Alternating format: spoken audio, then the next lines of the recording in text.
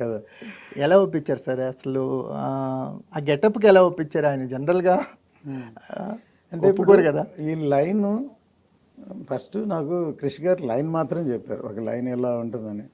So, ఒక different concept యాక్చువల్‌గా as a producer ఆయన కళ్యాణ్ గారు ఉన్న బిజీలో ఏదో ఒక రీమేకో, ఏదో సోషల్ సినిమానో చేస్తే ఈ పాటికి 3, 4 ఫిలిమ్స్ ఎగ్జాక్ట్లీ. చేసేయచ్చు. కానీ నాకు తెలీదు నా టేస్టో లేకపోతే ఇది బాగుంటుంది. నేనే తీసుకెళ్ళి ఇలా ఇది చేస్తే బాగుంటుందని అని చెప్పి వేదాళం రీమేక్ చేస్తుంటే ఎప్పుడో అయిపోయేది అని ఒప్పించాను. సో, ఒప్పించాం కాబట్టి బాధ్యత అంతా నాదే. ఇన్నేళ్ళు జర్నీ అనేది, లేకపోతే అప్ అండ్ డౌన్స్ ఉంటాయి. పవన్ కళ్యాణ్ గారు అందుబాటులో లేని రోజులు ఉంటాయి. మీకు ఆర్థిక ఇబ్బందులు ఉన్నాయన్న ఆర్టికల్స్ చదివిన రోజులు ఉన్నాయి. వీటన్నిటిని తట్టుకొని ఒక నిజంగా చెప్పాలంటే స్టీల్ హార్ట్తో ఇప్పుడు రిలీజ్ వరకు తీసుకురాగలిగారంటే ఒక యజ్ఞమే రత్నం గారు. ఈ సినిమా మాత్రం అంటే మీరు ఎన్ని సినిమాలకి ఎన్ని అడ్డంకులు ఫేస్ చేశారో తెలియదు కానీ, అంటే నాకు ఎప్పుడు ట్రావెల్ చేస్తూనే ఉంటానండి. నాకు అనిపించదు.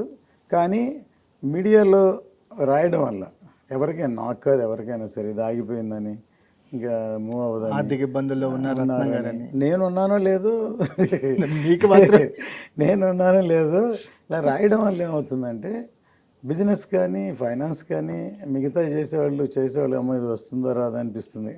కానీ రాసేవాళ్ళకి ఏదో అనిపించదండి న్యాచురల్గా. కానీ అది నాకైనా ఎవరికైనా సరే రిఫ్లెక్షన్ టు ద ప్రాజెక్ట్. మీరెంత ఇబ్బంది పడ్డారు? ఇబ్బంది పడతాం. మీరెంత పర్సనల్గా ఎఫెక్ట్ అయ్యారు ఈ రాత? ఆల్మోస్ట్ ఒకళ్ళైతే ఇట్లాగే రాశారు చాలామంది. రాసి నేనే దానికేం ఇది అవ్వలేదు.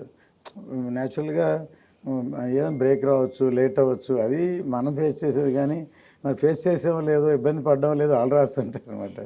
నిన్న కూడా ఒక వ్యక్తి సినిమా గురించి చాలా డ్యామేజ్గా చెప్పారనమాట. ఇప్పుడు కూడా లేటెస్ట్ సినిమా ఇంత బాగా బ్రహ్మాండంగా ఎక్స్ట్రాడినరీగా ఫినిష్ చేస్తే అరే చేయడనుకున్నాడు, అవ్వదనుకున్నాం, చేసేసారు అని ఆయన కొంచెం షాక్ గురయ్యాడు. షాక్ అయ్యి ఇది చెత్త, అయ్యో ఇది బాగాలేదు, దీన్ని ప్రమోట్ చేస్తున్నారు. నాకు అనిపించింది, నువ్వు చూసావా, ఎవరికైనా తెలుసా అసలు? తెలుసా, కానీ ఒకసారి వచ్చి నువ్వు సినిమా చెయ్యి అనాలి అనిపించింది. కానీ వేస్ట్.